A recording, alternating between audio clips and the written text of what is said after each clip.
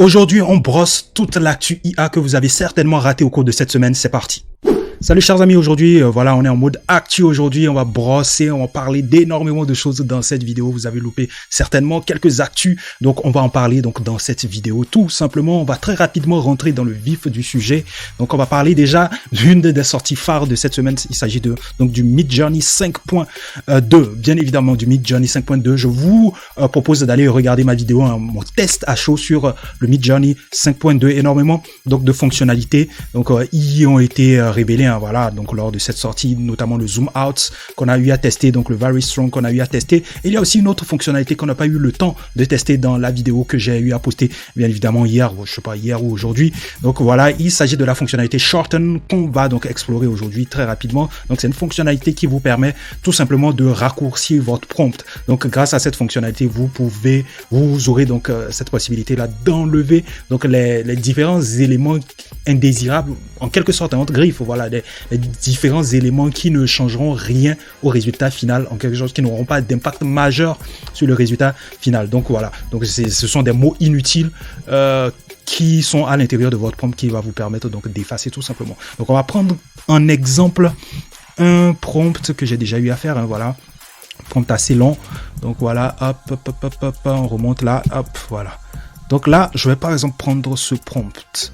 Donc je prends ce prompt là, hop, on va essayer de voir s'il y a des mots ou des éléments qu'on n'a pas forcément besoin de mettre pour pouvoir donc avoir le même résultat final. Donc voilà, on va faire shorten. Voilà. Donc pour faire appel donc à la fonction shorten, il faut, voilà, c'est le classique, hein, il faut faire un slash shorten et là il apparaît là tout simplement. Donc du coup hop, je copie juste mon prompt là et on va voir donc ce qu'il nous propose comme nouveau prompt. Donc voilà en quelques minutes il nous affiche en gras les mots clés, voilà les mots clés qui vont vraiment impacter donc le prompt bien évidemment, et il barre tout simplement les mots dont on a forcément pas besoin et qui n'auront pas vraiment d'impact sur le résultat final. Voilà, donc c'est à ça que sert un peu la fonction shorten. Donc voilà, hop, vous pouvez voir là, donc là on a un premier prompt qu'on peut tester, là on a un deuxième prompt, un troisième, un quatrième, un cinquième prompt qu'on peut tester. Moi je trouve ça franchement cool, hein, voilà, ça vous permettra en quelque sorte d'améliorer ou d'optimiser au max vos différents prompts. Donc là très rapidement on peut essayer de générer un prompt, hein, pour la vidéo bien évidemment. Donc j'envoie, hop, et on attend tout simplement qu'il nous génère donc ce prompt là. En tout cas, n'hésitez pas à aller checker, à regarder ma vidéo, mon test à chaud sur les différentes fonctionnalités que vous pouvez retrouver donc sur le Midjourney 5.2 qui est désormais disponible, hein. N'hésitez pas aussi à aller tester, hein, voilà, à tester au fait les différentes nouvelles fonctionnalités que nous propose donc cette toute nouvelle version. Donc déjà ce qu'on voit déjà avec la 5.1 et la 5.2, je pense que ça promet. Donc vous voyez, donc là j'ai essayé de générer donc le premier prompt et là vous allez voir qu'il n'y a pas vraiment de grosse différence, hein, en tant que tel, hein. C'est un homme qui est surpris avec un casque, voilà, sur la tête. Donc voilà, c'est pareil, donc il n'y a pas de changement majeur. Donc ça veut dire que je peux utiliser voilà ces 5 prompts là pour générer la même image, tu vois. Donc ça c'est super cool. Donc c'est à ça que sert grosso modo donc la fonction shorten. Là il a fini de me le générer, hein. Voilà, la qualité est toujours au rendez-vous sur la version 5.2, c'est ce qu'il faut retenir aussi là-dessus. Donc voilà un peu tout, hein. Voilà la petite information que j'avais envie d'ajouter sur donc le Midjourney 5.2. On va très rapidement switcher sur la deuxième info donc de la semaine.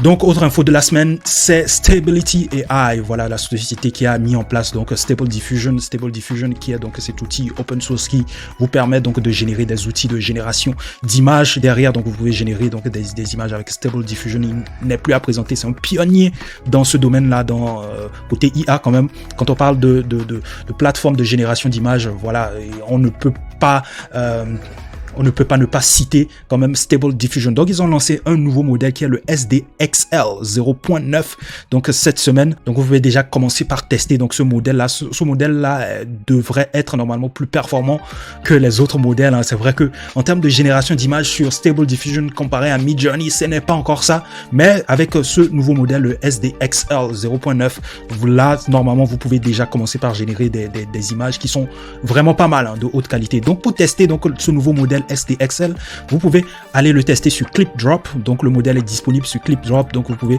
donc aller le tester là-dessus. Je vous mettrai le lien en barre de description comme d'habitude. Si je le mets pas, n'hésitez pas à me faire un petit clin d'œil en commentaire, comme ça je le mettrai. Donc voilà, donc vous pouvez donc très rapidement taper un prompt. Voilà, on va essayer de tester. Hein. Donc, je tape un prompt vite fait, Elon Musk, Dancing on the Beach. Voilà, on va essayer de générer, pas le temps de mettre un style, mais de toute façon, le lien en barre de description, vous aurez donc, voilà, l'occasion d'aller regarder, d'aller tester très rapidement. Donc, voilà, on va attendre qu'il nous génère, donc, voilà, les images. Donc, voilà, on a Elon Musk qui est en train de danser sur la plage, comme je l'ai mis dans mon prompt. C'est vrai que c'est pas encore ouf. Il y a encore du boulot quand même à faire sur ce modèle-là, mais il est mieux que les modèles précédents, en tout cas. Donc, voilà, hop, là, on a 3 pieds, c'est pas normal. Ça, c'est pas encore au point quand même. Donc, du coup, voilà, là, au moins, on a quelque chose d'un peu réaliste, sauf ce bras ici. Ah, c'est pas encore ouf, hein. C'est pas encore du niveau de Midjourney, hein. Là, on vient de tester un peu Midjourney. Là, il y a un véritable gap entre quand même ces deux modèles-là quand même. Donc, n'hésitez pas à aller le tester, à l'intégrer dans vos différents projets. De toute façon, c'est le seul outil open source de génération d'images qu'il y a sur le marché. Donc, Midjourney n'est pas encore open source. Du moins, c'est pas pour l'instant, je sais pas. Je pense pas qu'ils seront open source un jour. Mais là, je pense que, bon, voilà, vous pouvez quand même essayer de checker, de regarder un peu ce modèle-là et voir comment est-ce que vous pouvez donc l'intégrer dans vos différents projets. Donc, voilà, il y a une API qui est mise aussi à disposition. Donc, vous pouvez donc l'utiliser. Donc, je vous mettrai de toute façon le lien en barre de description. Donc, autre news au cours de cette semaine, il y a Dropbox qui a lancé donc des fonctionnalités IA en son sein. Donc, pour ceux qui ne connaissent pas Dropbox, donc c'est une plateforme de stockage de documents en ligne. C'est en quelque sorte, voilà, un clone de Google Drive. Hein. Voilà, tout ce que vous avez sur Google Drive, vous avez pratiquement ça au niveau de Dropbox, bien évidemment. Donc, voilà. Donc, ils ont lancé des fonctionnalités IA. Ils ont lancé le Dropdash et le Dropbox AI. Le Dropbox AI, déjà, dans un premier temps, vous permettra de discuter avec vos différents documents. C'est un peu comme les différentes plateformes que je vous ai présenté, voilà, sur la chaîne, voilà, Chat with PDF, voilà, c'est un peu, voilà, dans ce style-là que Dropbox AI fonctionne. Voilà, vous posez des questions à votre document, voilà, il vous répond, il va chercher les réponses dans le document et puis il vous fait sortir donc voilà les réponses dont vous avez besoin. Si vous avez donc un document de 2000 pages, il vous suffira juste d'utiliser donc cette fonctionnalité qui est d'ailleurs gratuite. Hein, voilà, n'hésitez pas à aller vous inscrire donc sur Dropbox pour pouvoir tester donc ces fonctionnalités là. Donc voilà, et il y a Dropbox Dash. C'est quoi Dropbox Dash? Dropbox Dash, au fait, va servir en quelque sorte de super moteur de recherche pour vos documents. Vous savez que vous pouvez uploader énormément de documents, n'importe quel type de document sur Dropbox.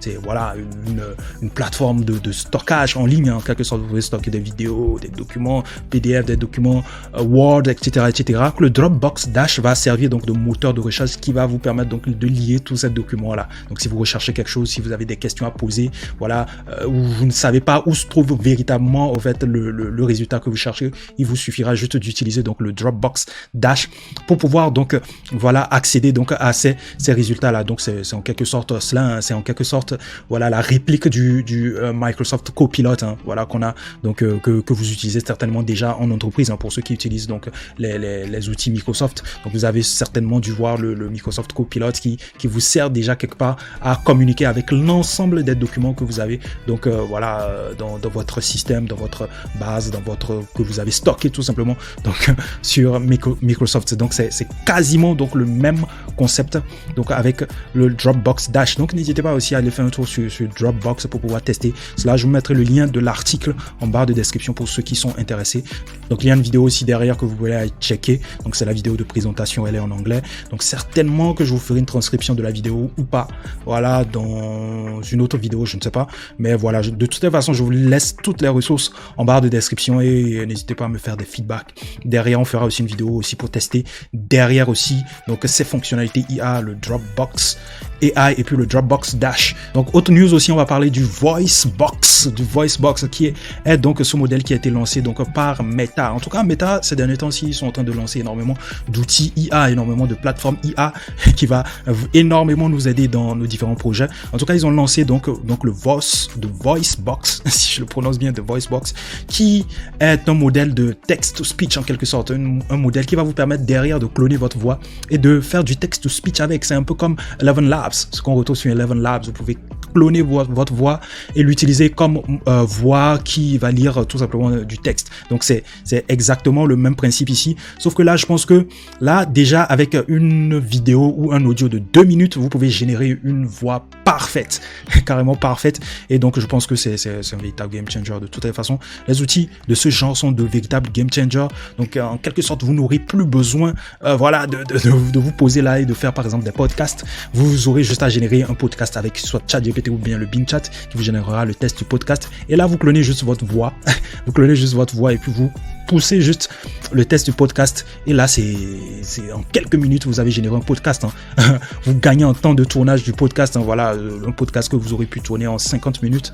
Vous le générez en, je sais pas, 5 minutes grâce à ces outils-là. Donc voilà, il y a énormément de process qu'on peut faire avec ces genres d'outils. Je vous mettrai le lien de la ressource en barre de description. Hein. Voilà, il a aussi cette possibilité-là de pouvoir donc isoler donc les bruits. Hein. Voilà, si par exemple vous faites un enregistrement que vous voulez utiliser pour l'entraînement du modèle, il a donc cette capacité donc d'isoler donc les bruits qu'il y a autour donc de l'enregistrement pour pouvoir donc extraire donc votre voix en elle-même pour pouvoir ensuite la cloner derrière. Donc, de toutes les façons, je vous mettrai le lien en barre de description. On fera une vidéo pour rentrer un peu plus en détail dans ce que c'est que véritablement le Voice Box. Bien évidemment, on va essayer donc de voir si on pourra faire des tests sur le Voice Box. Donc voilà. Donc tout ce qu'il faut retenir en quelque sorte, c'est pareil que le Eleven Labs. En tout cas, Meta AI a créé donc son propre Eleven Labs que vous pourrez très bientôt utiliser dans vos différents projets. La ressource, elle sera en barre de description comme d'habitude. Donc voilà. Autre news aussi qui n'est pas passé inaperçu, qui a aussi pour moi une très bonne nouvelle pour les créateurs de contenu sur YouTube comme moi, bien évidemment. Donc YouTube va très bientôt lancer donc une fonctionnalité de multilangage. Voilà. Donc voilà, vous aurez donc grâce à cette fonctionnalité la possibilité de doubler votre voix en n'importe quelle langue. Je vous montre très rapidement. Donc là, il y a une vidéo qui montre à peu près au fait comment est-ce que ce paramètre va fonctionner. Donc là, vous avez le audio track et là, vous avez la possibilité de choisir la langue dans laquelle vous aimeriez donc transcrire ou doubler en quelque sorte la vidéo. Donc ça veut dire que plus besoin forcément de lire voilà les sous-titres. Vous sélectionnez juste la langue et là, boum. Voilà, vous doublez tout simplement votre vidéo grâce à cette langue-là. Cette fonctionnalité-là, on peut la retrouver sur Netflix, bien évidemment. Je ne sais pas si vous utilisez donc les plateformes de streaming comme Netflix ou Amazon Prime.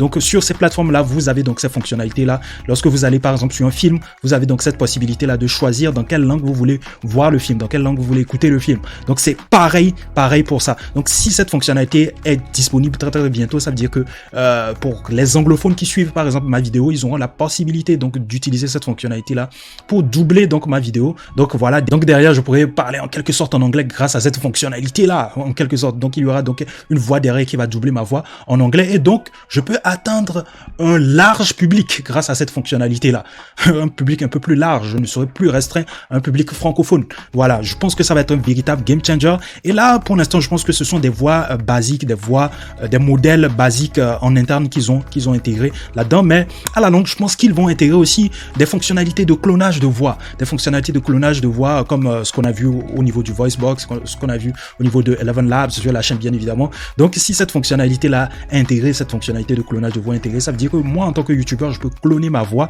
et cette voix là peut être utilisée dans plusieurs autres langues. Voilà, donc ma vidéo sera transcrite avec ma même voix et dans différentes langues, que ce soit en espagnol, en arabe, en anglais, etc. Mais je garde mon même timbre vocal. Et ça doit être ouf. J'espère qu'ils regardent cette vidéo et qu'ils vont très bientôt intégrer cette fonctionnalité. En tout cas, je ne serais pas étonné quand même de voir cette fonctionnalité intégrée. Donc voilà, on va terminer ce tour d'horizon par voilà une pépite que j'ai vue sur Internet. Là, il s'agit d'une image Midjourney. Ce que vous êtes en train de voir, c'est une image qui a été générée sur Midjourney.